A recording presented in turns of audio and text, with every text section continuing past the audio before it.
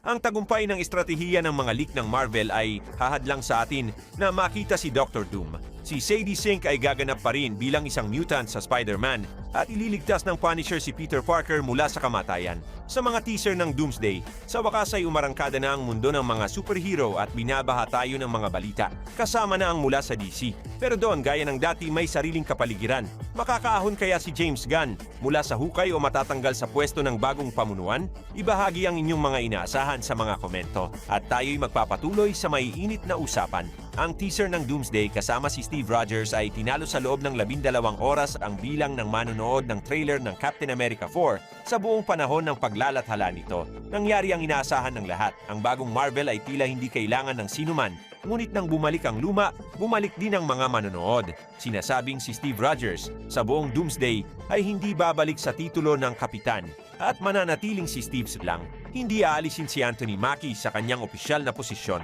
Nakakatuwa, para sa atin ito ay naging masamang balita dahil ayon sa mga insider, pagkatapos ng tagumpay ng mga unang teaser, binago ng Marvel ang kampanyang pang-promotion ng Doomsday. Sa particular, mas huli na nating makikita ang video kasama si Dr. Doom. Dahil lahat ay labis na humanga kay Kapitan at may isang taon pa bago ang pagpapalabas, maaaring pahabain ang kasiyahan, naisip ni Kevin Feige at inurong ang paglabas ng video kasama si Downey Jr. Masaya na lang at inilagay ang X-Men sa halip. Ayon sa mga insider, ang kasalukuyang pagkakasunod-sunod ay ganito. Pagkatapos ng teaser kasama si Thor, ilalabas ang video kasama ang X-Men. Pagkatapos ay ang Thunderbolts, Fantastic Four at Namor. Mukhang ipapakita sa teaser ng mga mutants sina Cyclops, Professor X at Monica Rambeau. At may mga handa pang teaser ang Marvel kasama ang halos lahat ng mahahalagang karakter na natitira, tulad nina Sam Wilson, Shang-Chi at Falcon. Sinasabing ang studio ay nag-iisip pa rin kung aling mga video ang ilalabas at sa anong pagkakasunod-sunod o kung ilalabas ba ang mga ito. Ngunit tila sigurado na ang teaser kasama ang X-Men dahil sa website ng British Board of Film Classification, 3 teaser na ang nakapasa sa klasifikasyon para sa pagpapalabas sa mga sinehan sa kasalukuyan. 2 na ang nakita natin at ang pangatlo ay mukhang ang mga mutant. At maganda ang mga balita doon. Sinasabing ang video ay pangunahing magtutuon ng pansin kay Cyclops bilang pinuno ng koponan. Isang bagay na halatang kulang sa lahat ng mga pelikula ng Fox. Siyempre, gagampanan siya ni James Marsden.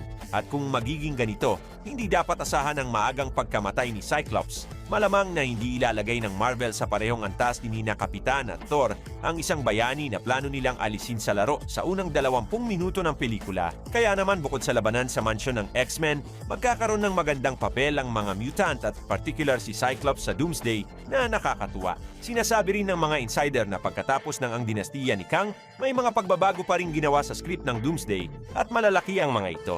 Sinasabing orihinal na isang hiwalay na pelikula ang dinastiya ni Kang at hindi direktang nagsimula ng mga lihim na digmaan. Ngunit ngayon, ang Doomsday ay batay sa mga prequel ng mga lihim na digmaan noong 2015, habang ang mismong pelikulang mga lihim na digmaan ay batay sa comics, ngunit mula noong 1984. Ito ay medyo malungkot na balita nang hindi lumalalim sa mga plot ng mga kaugnay na comics na tinalakay natin sa mga hiwalay na video. Ang sitwasyon ay halos ganito. Bilang batayan para sa Doomsday, ginagamit ng Marvel ang mga kwento tungkol sa mga pagsalakay ng isang realidad sa isa pa, tulad ng nangyari bago ang mga lihim na digmaan noong 2015. Ngunit ang susunod na pelikula ay isang adaptasyon ng comics mula noong 84 na taon na masasabing hindi gaanong epiko kumpara sa 2015.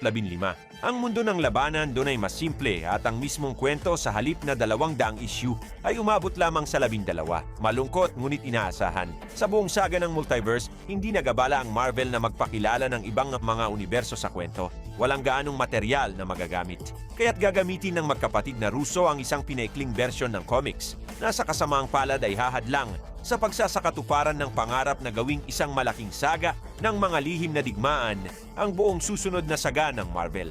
Ngunit umaasa pa rin tayo at maniniwala dito dahil aminin natin, magiging napakaganda nito. Samantala, lumipat tayo sa Spider-Man. Matatawa kayo, ngunit muling binago ng mga insider ang kanilang sinasabi tungkol sa papel ni Sadie Sink. Tulad ng mitoloikong ahas na Ouroboros, kinain ng kwento tungkol kay Sadie ang sarili nitong buntot. At ngayon, muling nangingibabaw ang teorya na gaganap si Sadie bilang si Jean Grey sa pelikula. Ang mga balita at chismis ay nagmumula sa isang leak ng plot na nagsasabing Magkakaroon ng mga kakayahan sa pagkontrol ng isip si Sadie sa pelikula. At ang kwento tungkol kay Shatterstar ay sinadyang ipinakalat mismo ng Marvel sa social media para lituhin ang lahat at mapanatili ang elemento ng sorpresa. May katuturan ito, lalo na pagkatapos ng kwento ni Mysterio ni Jake Gyllenhaal, kung saan halos lahat ay naghinala na hindi siya magiging mabait sa pelikula. At ganoon nga ang nangyari, hindi naman ito naging hadlang para kumita ng 1 bilyon ang proyekto, ngunit meron pa ring hindi magandang papakiramdam na naiwan. Ganito rin dito, dahil sa pagtingin kay Sadie Sink, tila bagay sa kanya ang papel ni Jean Grey. At sinasabi ng mga insider na kaya ginawa ng Marvel ang teorya tungkol kay Shatterstar para pag-usapan ito ng lahat, ngunit sa katotohanan ay si Jen ito. At iyon daw ang dahilan kung bakit hindi ibinalik ng studio sa Doomsday sina Famke Janssen o Sophie Turner. Magiging kawili-wiling makita kung paano nila ito gagawin. Ngunit tila hindi magiging mabait si Jean sa ika-4 na pelikula ng Spider-Man. Sinasabing siya ang nasa likod ng pagtakas ng Scorpion at iba pang mga kontrabida mula sa bilangguan. Kaya tingnan natin ang orihinal na pagtatangka ni Feige na gawing kontrabida si Jean Grey. At sabi pa ng mga insider, makikita natin ang adaptasyon ng maalamat na eksena mula sa comics, kung saan daladala ng Punisher ang nag-aagaw buhay na si Spider-Man. Sa comics, nangyari ito noong digmaang sibil nang makipag-away si Spider-Man kay Tony Stark, kaya tumakas siya mula sa Stark Tower. Ngunit hinabol siya ng mga ahente ng SHIELD, binaril at napilitang magtago si Peter sa mga kanal, kung saan natagpuan siya ng iba pang masasamang tao at binugbog hanggang sa halos mamatay. Sa kabutihang palad para kay Peter, dumating ang Punisher at para sa mga kontrabida, natapos ang lahat sa mga bala sa pagitan ng kanilang mga mata at iniligtas ni Frank ang buhay ni Spider-Man sa pamamagitan ng pagdala sa kanya sa opisina ng paglaban ni Captain America para sa tulong medikal. Sa comics, si Jane Foster ang nagbigay nito, ngunit sa pelikula ng Spider-Man, sinasabing ito ay si Claire Temple, ang nurse ng gabi mula sa serye ng Daredevil. Ang ganitong maliliit ngunit nakakatuwang koneksyon sa universo ng Marvel ay talagang kulang. At inaasahan nating mapapanood ang eksenang ito sa pelikula. At siya mismo, tulad ng ipinangako ni Tom Holland, ay magiging mas matanda at mas seryoso. Ito ang talagang kulang sa DC ni James Gunn na mula nang ilabas ang trailer ng Supergirl ay binabatikos dahil sa isa na namang remake ng mga tagapagtanggol ng kalawakan. At ang balitang mukhang bibilhin ng Netflix ang Warner Brothers para kay Gunn ay itinuturing ng marami bilang masamang balita. Mahilig maglabas ng maraming pelikula ang Netflix at hindi sila masisiyahan sa isang universo ng DC na may maraming bayani ngunit may malalaking proyekto lamang at tuwing 2 taon. Sinasabi ng ilang insider na hindi aalisin ng Netflix si Gunn, ngunit dahan-dahan siyang pipilitin na magtrabaho at mag-delegate ng mga tungkulin. Dahil sa 3 malalaking pelikula na ilalabas ng universo ng DC sa ilalim ng pamumuno ni Gunn, sa loob ng 5 taon, 2 ay ididirect mismo ni Gunn.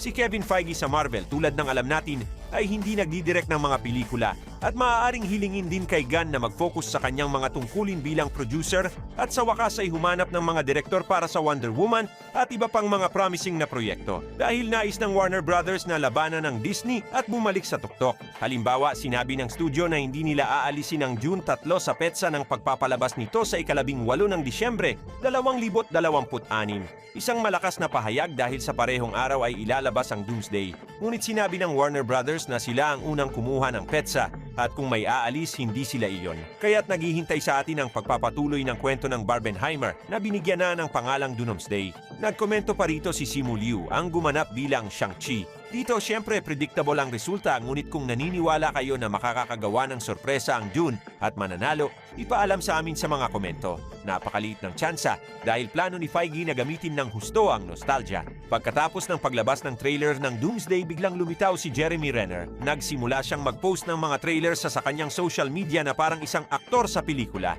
At sinabi rin niya na malamang na makikita natin ang pagbabalik ng kanyang Hawkeye sa loob ng 1 o 2 taon.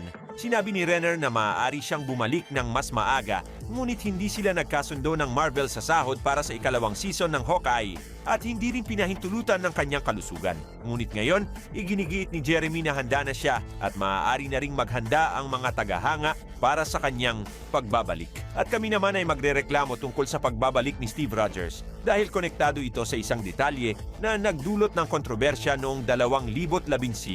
Dahil nang ibalik ni Kapitan ang mga bato ng walang hanggan at nanatili kasama si Peggy sa nakaraan, kahit ang Marvel ay hindi makasagot kung saang nakaraan iyon. Gumawa ba si Kapitan ng hiwalay na timeline?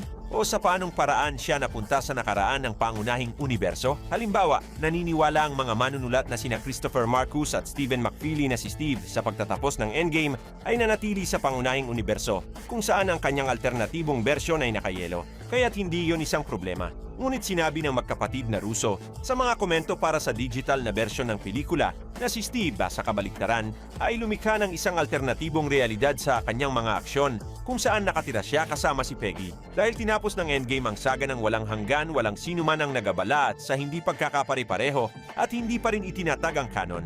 Ngunit sa Doomsday kailangan itong gawin dahil bumalik na si Steve at higit sa lahat mayroon siyang anak. Tila ang mga kaganapan sa teaser ng Doomsday kasama si Rogers ay naganap noong dekada 60 at sa makatuwid sa modernong Marvel, dapat na umiiral at sapat na ang edad ng kanyang anak. Pero nasaan siya? Maaari nilang ipagkunwari na ang anak ng maalamat na kapitan ay kusang loob na nanatili sa anino sa lahat ng oras. O maaari nilang piliin ang pangalawang pagpipilian kung saan nakatira sina Steve at Peggy sa isang alternatibong realidad. May mga problema rin dito dahil lumalabas ang isang ethical na problema. Lumalabas na alam ni Steve ang lahat ng mga pakana ng Hydra at ang kasamaang idudulot nito sa mga tao. Ngunit sa kabila ng lahat pinili niya ang pagreretiro at isang tahimik na buhay kasama si Peggy. Ito ay talagang hindi angkop sa isang kapitan. At ang Rogers na kilala natin ay hindi kailanman gagawin iyon. Ngunit sa kasong iyon, bakit hindi siya inasikaso ng autoridad sa pagkakaiba-iba ng oras dahil sa pagtatangkang baguhin ang sagradong linya ng oras? Sa alinmang pagpipilian, mas maraming tanong kaysa sa sagot. Personal naming pinapaboran na pipiliin ng Marvel ang unang pagpipilian kung saan nakatira sina Steve at Peggy sa nakaraan ng pangunahing universo. Ngunit kailangan nilang gawin ang isang bagay tungkol sa kanyang anak at nakakagulat kung siya ay magiging si Ben o ang ama ni Peter Parker. Ang isang plot twist dito ay maaaring maging napakaganda na magpapanganga sa atin sa mga sinehan, ngunit sa kabilang banda maaari rin itong mabigo sa isang mapanganib na ideya. Ano sa tingin ninyo sa aling universo nakatira sina Peggy at Kapitan at paano ito balak hawakan ng Marvel? Ibahagi ang inyong opinyon sa mga komento. At iyan muna sa ngayon mga kaibigan, hanggang sa muli.